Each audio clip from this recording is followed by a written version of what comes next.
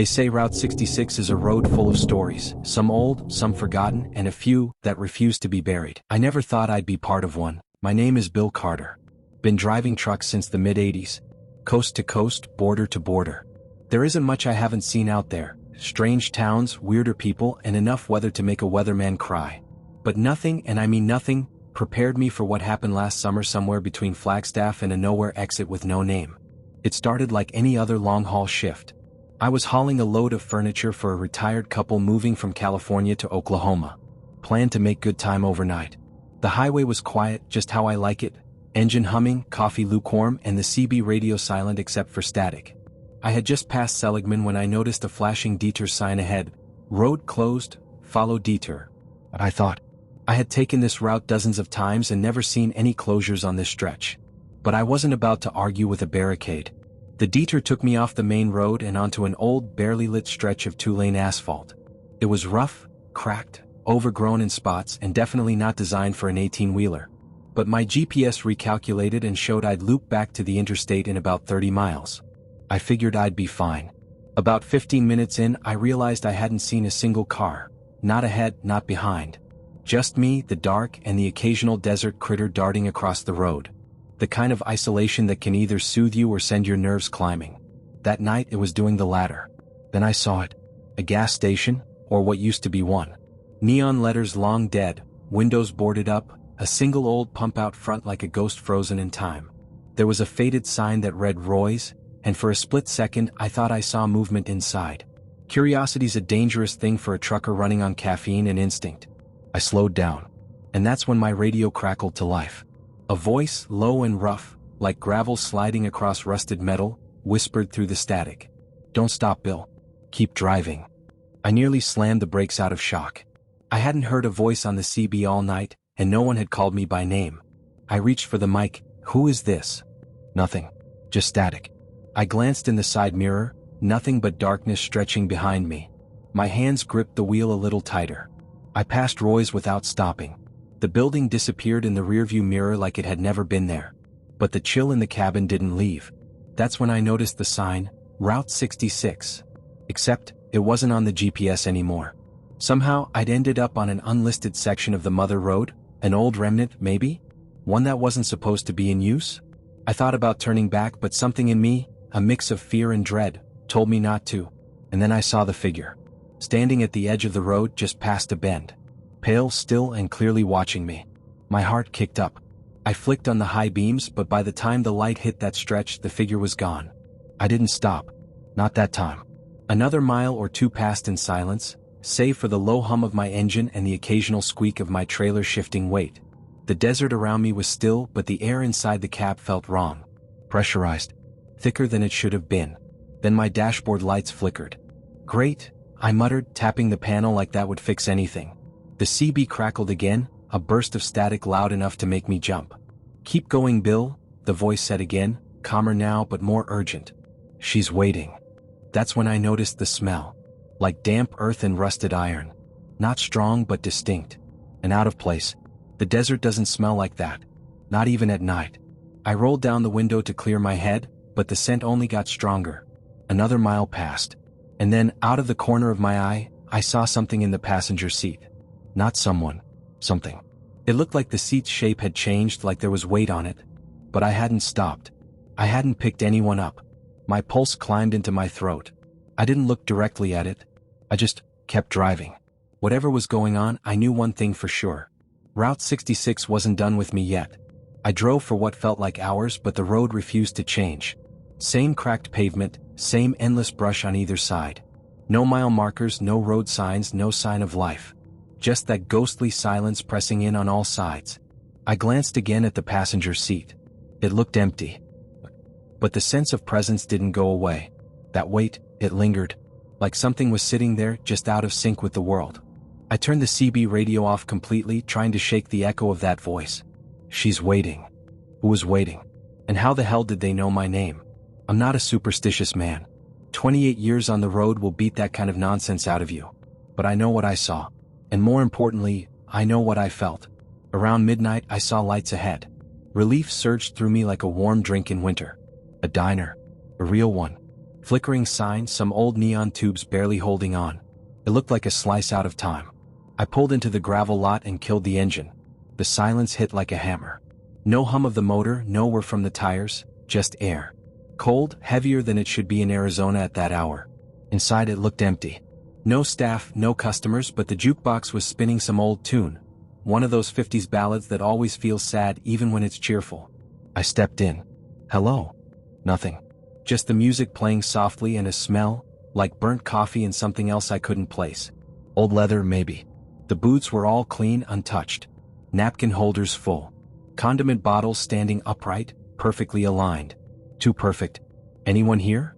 I called again. Then I heard it, the clink of a cup setting down gently on ceramic. It came from behind the counter. But no one was there. I approached slowly. There it was, a white mug steaming slightly. Full. And next to it a small folded note. I hesitated, then picked it up. The paper was yellowed as if it had been sitting for years. But the ink was fresh. Red. She didn't mean to die here. Take her home. I felt the hairs on my neck rise like static before a lightning strike. I backed away, heart pounding. I didn't touch the coffee. I didn't sit down. I just turned and walked back to my truck. But as I opened the door to climb in, I saw something that made my blood run cold. Handprints. On the inside of the windshield. Small ones like a child's. Dozens of them, as if tiny palms had been pressing against the glass from the inside, reaching out. I jumped back instinctively, staring. My chest tightened. I hadn't let anyone in. I hadn't stopped for anyone. And yet the cab now felt crowded. I could feel it in my bones. Something, or someone, was riding with me. I got in anyway. I don't know why. Maybe fear. Maybe some deep part of me already knew this road didn't care what I wanted. As I pulled out of the diner lot, I glanced back one last time. The building was gone. There was only sand and open desert behind me. And the silence in the night returned, thicker than before. I didn't sleep that night. Not that I had anywhere to stop, and not that I could have shut my eyes if I tried. Something was off, deep down in the marrow of my bones. Every creak of the trailer felt like a whisper. Every gust of wind against the cab like a knock on the door. I kept driving. I didn't know where exactly I was heading anymore. My GPS was still dead, the road signs had vanished, and my map was useless. It felt like Route 66 had folded in on itself and trapped me somewhere outside of time. Around 3 a.m. I saw a flicker ahead. Faint at first, like headlights bouncing off fog. Then it grew, a warm golden glow lighting up the desert brush. At first I thought it might be another diner or a gas station. Hope clawed its way into my chest again. But as I drew closer, I realized it wasn't a building. It was a bonfire. Right in the middle of the road. I hit the brakes, tires skidding slightly on the dusty pavement. The flames danced silently, unnaturally still despite the breeze around us. There was no smoke, just fire. And figures. 5 or 6 of them standing in a wide circle around the blaze. Dressed in clothes that didn't fit any modern time. Dusty coats, prairie skirts, brimmed hats. Their faces were cast in shadow, but I could see their eyes. They weren't looking at the fire. They were looking at me. I froze behind the wheel, unsure what to do. My lights lit up their silhouettes, but none of them moved. Not a flinch. The only sound was the crackling of the fire, or at least what I assumed was crackling. I couldn't actually hear it. Just see it. Then one of them stepped forward. A woman, pale as the moon, in a white dress that clung to her as if wet. Her hair hung long and dark over her shoulders. And her eyes were wrong. Like the color had been washed out, leaving only fog behind. She raised a hand and pointed at me. Slowly. Deliberately. I don't know why I opened the door. Maybe because I wasn't in control anymore. Maybe because I needed to know what she wanted. I stepped out. The desert air hit me like ice, and the sound of my boots crunching gravel was deafening after all that silence. She didn't speak. She just kept pointing. And then, without warning, the fire blinked out. Gone. Instant. The figures? Gone too. But the woman in white was still there. Standing in the middle of the road, staring straight at me. Then she spoke. Find him. Her voice was soft. Hollow. Like it came from somewhere deep underground. I opened my mouth to ask who was I supposed to find? But she was already walking backward into the dark. Not turning. Not blinking. Just receding into the night. The second she disappeared, I gasped like I'd been holding my breath. I climbed back into the truck, hands shaking. When I looked in the mirror again, the road behind me was empty. No fire. No footprints. No sign anything had ever happened. But on the passenger seat there was something new. A photograph. Black and white. Curled edges. It showed a man in a military uniform standing beside a woman in a white dress. I didn't recognize them. But I knew somehow that they were part of this. And I had no choice but to keep driving. The photo sat on the passenger seat like a weight. I couldn't stop glancing at it. The man in the military uniform stood tall, but his expression was unreadable. The woman next to him, she looked just like the one I had seen near the bonfire. Same long dark hair, same haunting eyes. They didn't belong to my world anymore. That much I was sure of. I drove on. Dawn was still hours away and the night felt endless. I was exhausted not just physically but in my soul. Route 66 had turned into something else. A liminal space, where the dead whispered through the static and memories bled into reality. That's when I saw it. A neon sign flickering weakly ahead, Sunset Motel. It leaned sideways like it was barely hanging on. The place looked abandoned. Paint peeling from the walls, the parking lot cracked and full of weeds. But one room, just one, had a light on. I should have kept going. Every instinct screamed at me to drive past it. But the truck slowed on its own as if something, or someone, wanted me to stop. I parked outside the lit room. Number 6. I stepped out and walked up to the door. My boots crunched on broken glass. No sounds. No insects. No wind. Just that one glowing window. I raised my hand to knock, but the door creaked open before I touched it. Inside was a room frozen in time. Pale wallpaper with yellow flowers, a rotary phone, dusty curtains drawn halfway open. On the bed, an old suitcase lay open. Inside it, military patches, black and white photographs, and a child's drawing. A stick figure family. A house. A heart in the corner with the words, "Come home, Daddy." I couldn't move. This wasn't just any room. It belonged to him, the man in the photo. And then I heard the whisper. Behind me. "Bill." I turned slowly. There she was. The woman in white. This time she wasn't standing in the distance. She was right there. Close enough to touch. Her eyes met mine. "He never came back," she said. "He promised and he never came back." My throat was dry. I managed to croak, "Who was he?" "My husband. He died overseas. But part of him stayed here. Waiting." I looked back at the suitcase. Then at the drawing. She stepped closer. I thought I could wait forever. But our daughter, she never got to meet him. He was coming home. Then the letter came. She held out something, an old, folded telegram. I took it with shaking hands. The paper was brittle, the ink faded, but I could read it clearly. "We regret to inform you." I looked up again. But she was gone. Only the photograph remained. And a single word whispered from the empty air. "Home." I backed out of the room. The light went out behind me as I stepped into the lot. When I turned to look one last time, the entire motel had vanished. Only the sign remained, rusted and broken, half buried in the sand. Whatever this place was, it had shown me something real. Something painful. A promise broken by war and death. I got back in the truck. And I kept driving. Because now I knew, I wasn't just carrying furniture. I was carrying a story. And it wanted to be finished. The sun never really rose that morning. I watched the sky turn from black to a sickly gray, as if dawn was reluctant to touch this part of the world. The road stretched on, endless and unchanged. I drove in silence, the photograph still on the seat beside me, the weight of the story pressing against my chest. My fuel gauge dipped below a quarter. I hadn't seen another driver in hours. It was like I had slipped into a crack in the map, a part of Route 66 no one spoke about. That's when I saw the sign. It was old, rusted, leaning at a dangerous angle. Most of the letters had faded, but one line remained. Mile 237, do not stop. I slowed instinctively. Something about that mile marker sent a shiver crawling down my spine. It wasn't just the warning, it was the way the air felt thicker, like the desert itself was holding its breath. But I didn't stop. I passed the marker, watching it vanish in my mirror. Then the temperature dropped. My breath fogged up the windshield. The desert doesn't do that, not in late summer, not like this. The truck shuddered once. Then again. And then, it died. I slammed the dashboard. Tried the key. Nothing. Just silence and cold creeping into the cab like a rising tide. I opened the door to check the engine. That's when I saw them. Figures. Dozens of them. Standing in the dust on both sides of the road. Men, women, children. All frozen, all watching me. Some in old-time clothes, others more recent, but all of them pale, silent, unmoving. I backed up against the truck, heart hammering in my chest. They didn't move. Until one of them stepped forward. A child. A little girl, maybe 6 or 7, with hollow eyes and tangled hair. She held something in her hand, a stuffed rabbit, mangled and dirt-covered. She looked up at me. "You're the one who hears," she whispered. "What?" She pointed toward the back of my truck. "He's in there. But he can't leave. Not without you." I turned toward the trailer, unsure what she meant. It was just furniture back there. Boxes, chairs, a dresser. Nothing special. I opened the latch. The air rushed out like a breath held too long. It smelled of dust, old paper, and something faintly sweet, like roses left to rot.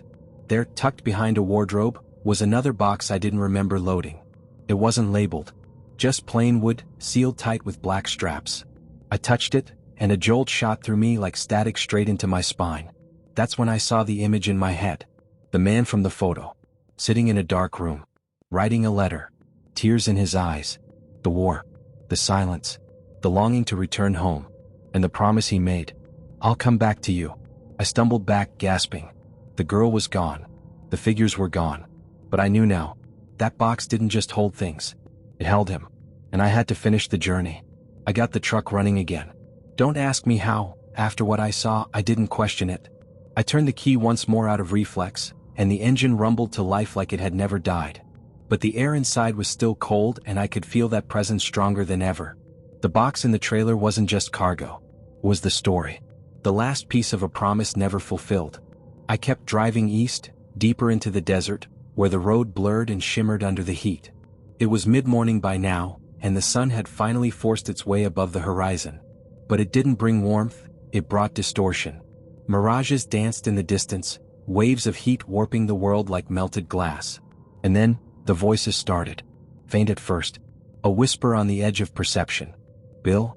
I gripped the wheel tighter. "Bill, don't forget." The voice was familiar now. It was hers.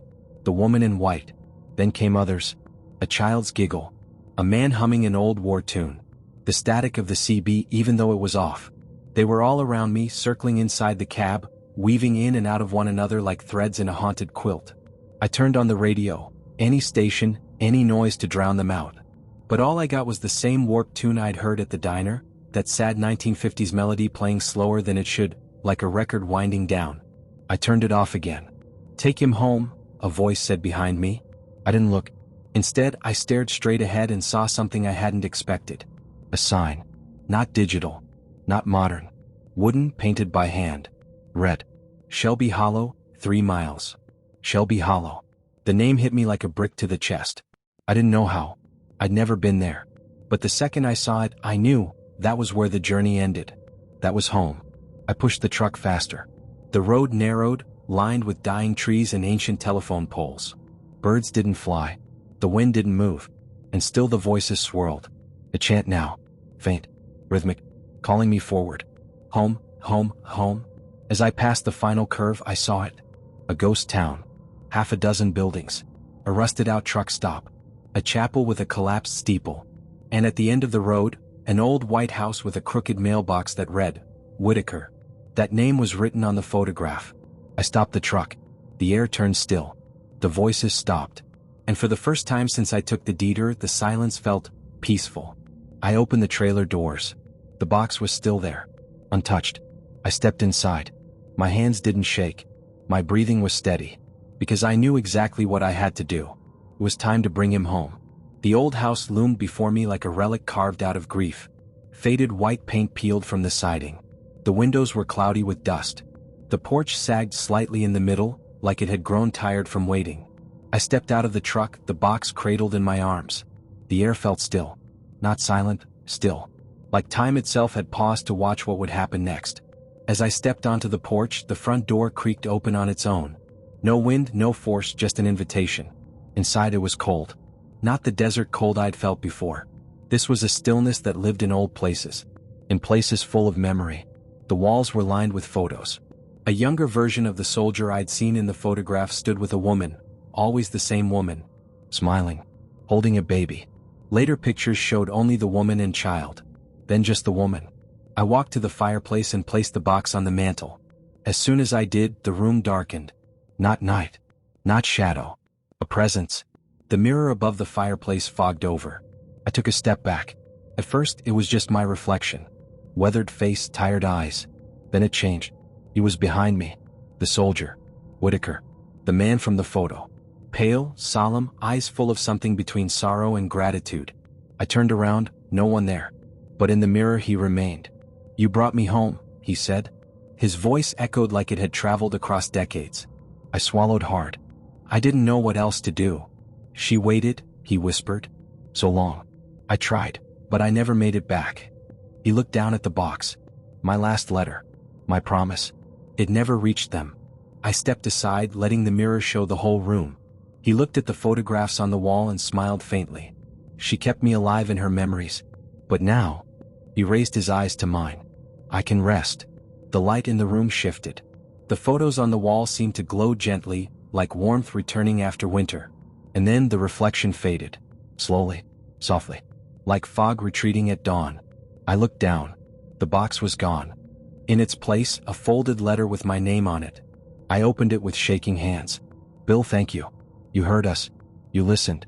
Not many do." No signature. Just those words. The mirror reflected only me again. But I felt him. Gone but at peace. I stepped outside. The desert was warm now. The sun no longer sickly but bright. The town of Shelby Hollow shimmered. Not like a mirage, but like a memory letting go. And I knew the story was nearly over. Almost. I left Shelby Hollow behind just after noon. The truck rolled smooth again, like it knew the weight it had carried was finally released.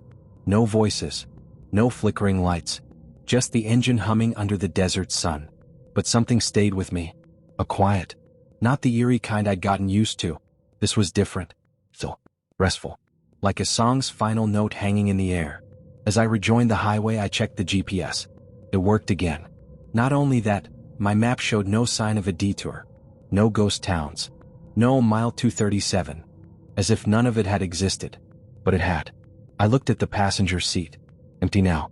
But for a second, just a second, I thought I saw the photograph. The man and the woman, their faces clear now, whole together. And then it was gone. I passed a modern gas station near Flagstaff. Filled up, grabbed a coffee. Paid with real money. Talked to a cashier who smiled and said, "Nice truck." Normal. Like I'd never left the world. But I had. I was different now. Back on the road, the CB radio crackled softly, just static. I turned it off. For the rest of the trip to Oklahoma, I kept thinking about the voices. About the box. About promises. I delivered the furniture. No one asked about the extra box. I didn't mention it.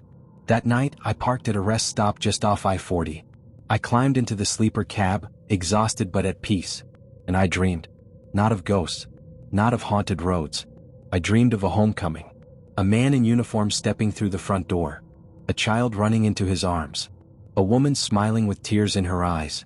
And behind them, me. Watching. Knowing that somehow I'd helped finish something that had waited far too long. When I woke up, the desert was quiet. The sun rising clean and gold. I looked in the mirror. No ghosts. Just me. But written in the condensation on the inside of the windshield, one final word. Thanks. I wiped it away, started the engine, and rolled back onto the highway. Route 66 stretched ahead of me, long, empty, familiar. But I knew better now. Some roads don't just take you places. Some roads bring you back. And some rides change you forever.